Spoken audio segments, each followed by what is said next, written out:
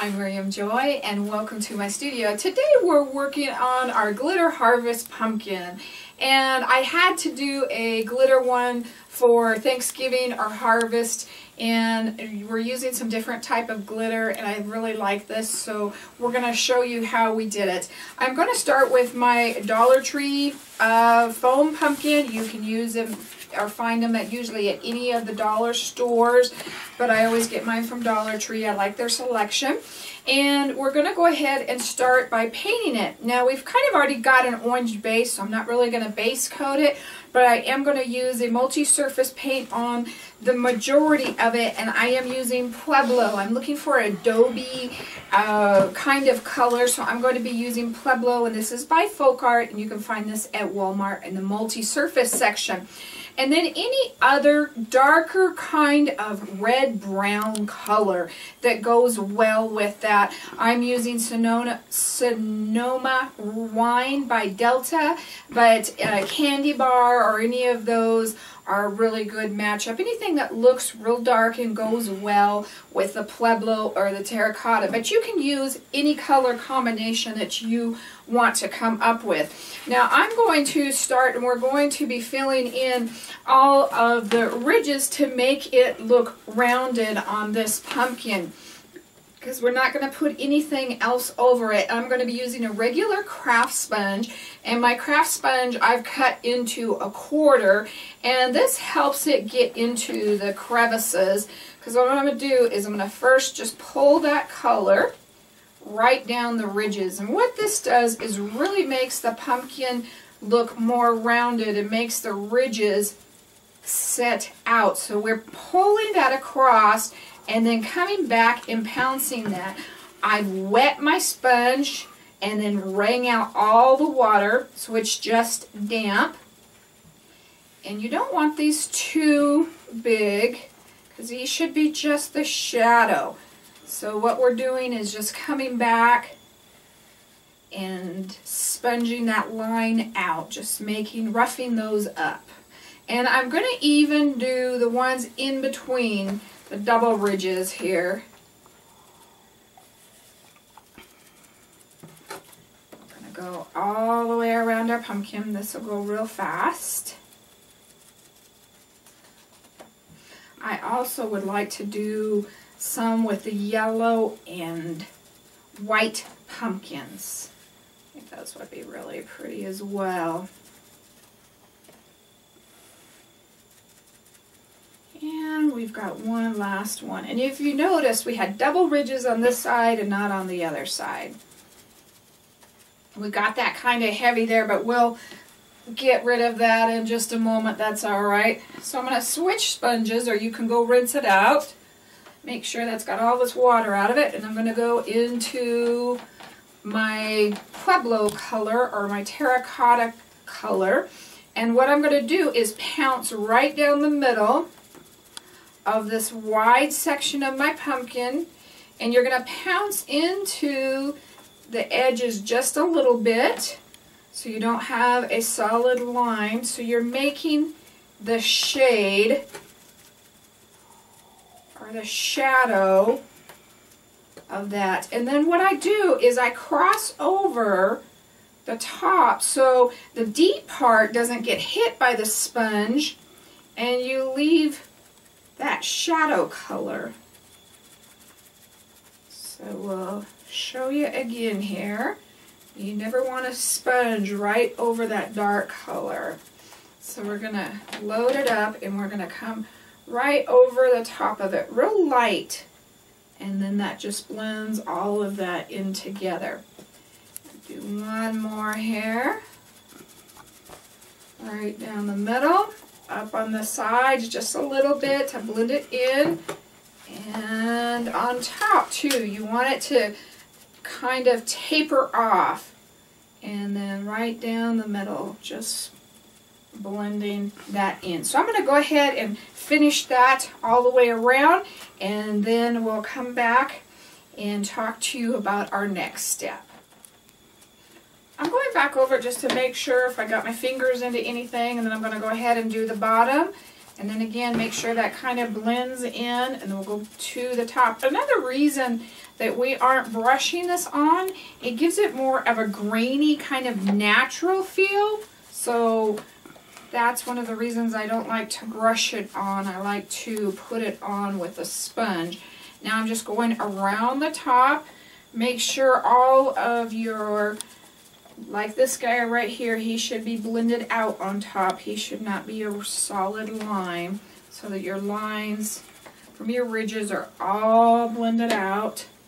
And I'm going to touch that up just at the bottom where I did again. None of your orange should be showing. And we've got that all nice and done. Go make those just a little bit more narrow. The ones on that side.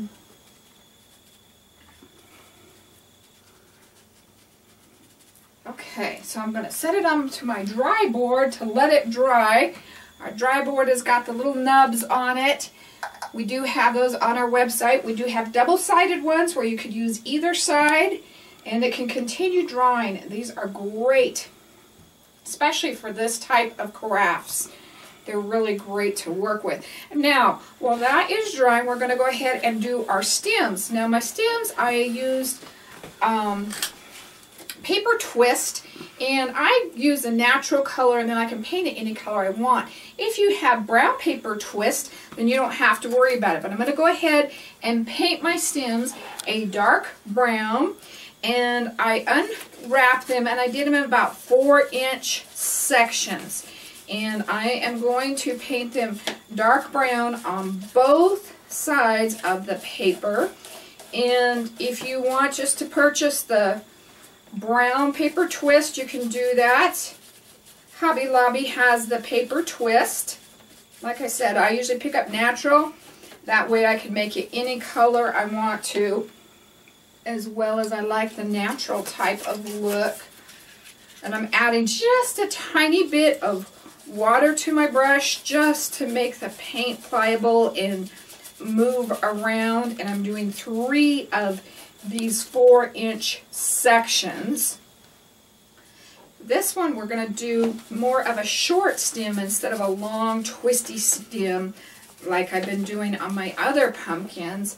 I thought with this one I just wanted a shorter stem. So I'm going to go ahead and finish this up. I'm going to let these all dry, and then we're going to come back and we're going to put it all together. Alright, now that our paint's dry, we're going to go ahead and put our glitter on, and I'm going to use tacky glue, and then I'll talk to you about the glitter when we get there. But I kind of want to make big sections of glue, and I don't want them all the same size. I want them here and there. About finger's width maybe. And I always try to cover up this part right here, the crease of the pumpkin, just to make it look nicer from the very top. But there is no right or wrong on it. But we do want it all the way up to the stem. And I do take and spread it around with my finger and have all of the parts kind of meet up. You could take it further down if you think it should go further down. You could have it shorter if you think it should go shorter. Whatever you kind of think. There is no right or wrong. I just really, really like this glitter with this, and I always tell everybody, hi, my name is Miriam Joy, and I'm a glitterholic. I love glitter. You can never have too much glitter. You know how women love shoes? Well, mine would be glitter.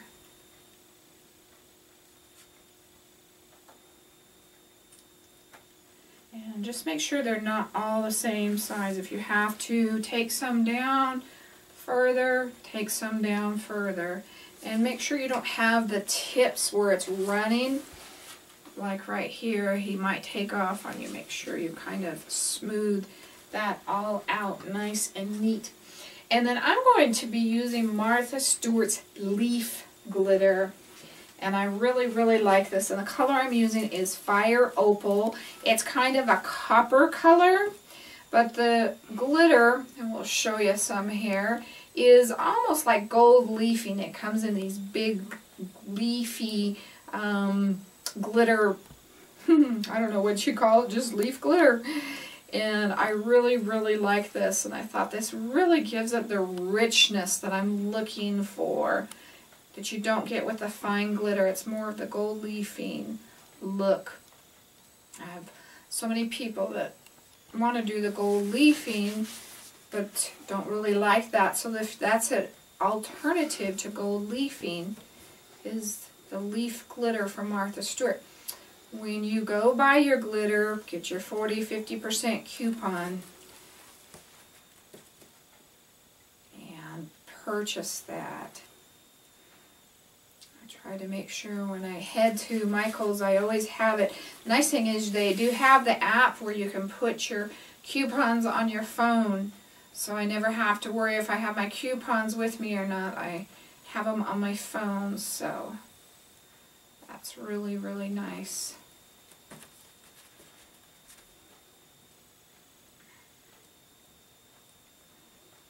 But this color really goes with the harvest theme, and I really like it a lot. I am doing my glitter on a file folder, so I can just turn it right up and it'll go right back into my bottle. And I'm not wasting any. I've tried the glitter containers that we did when doing stamping and stuff, and I do not care for them. They have to come through that little tiny hole, and I prefer this method a lot better. So we want to try and get the white as covered up as much as possible. It's going to dry clear, so we're not worried about that. And because it's bigger glitter, you're not going to get the holes filled quite as much as you would with the fine, and it's going to be just great when it dries. That's okay.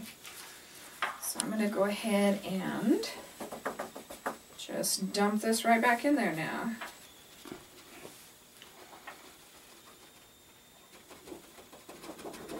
Now see how easy that was? I just had a couple of flakes. That was it. And we're all back in our little container, and you don't use up using that much.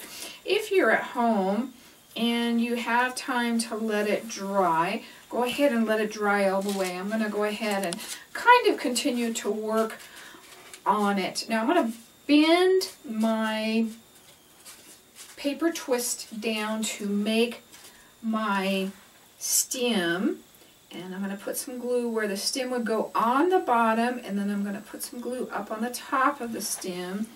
So this bottom part is going to go onto the pumpkin itself, and we're going to bring that all the way around and try to have those ends faced out if absolutely possible.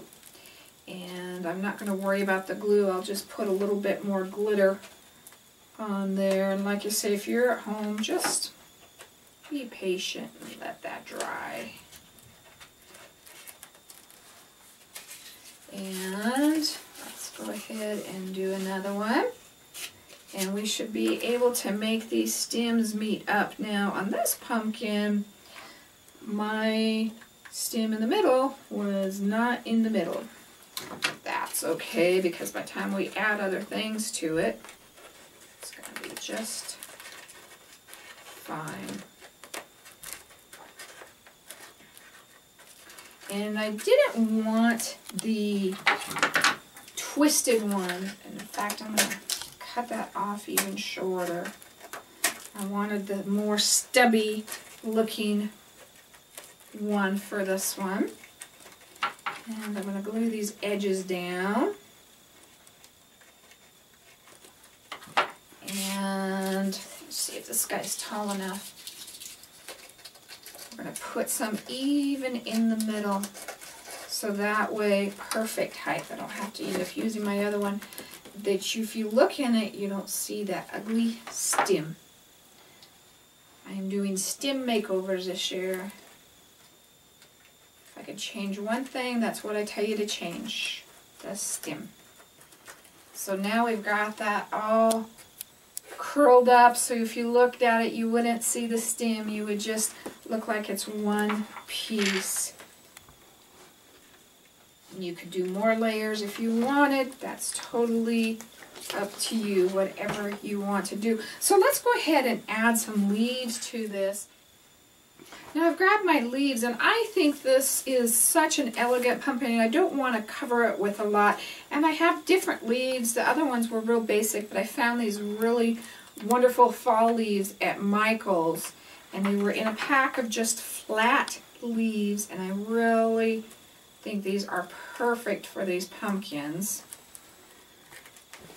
And I'm just going to put some basic leaves on, not too much. Like I said, I don't want to take away from the glitter, and I don't want to lay them flat. I want to keep them taller. Glue underneath is a little bit slippery. That's another reason to let it dry all the way. And I'm going to glue the second one on.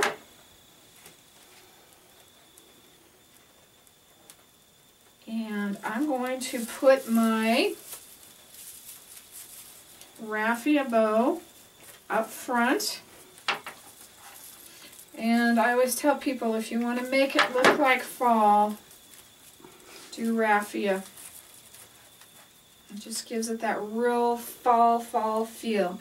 I'm going to put a berry in the middle here, and we are going to be done. Decide what color of berry. I think I'm going to go with the orange. I always pick my berries up, and I usually only need one bunch. They will go a long ways, and I usually pick those up at the Dollar Tree in the flower section. And I'm going to glue that on, and we are going to be done. And that really simple and real fall looking.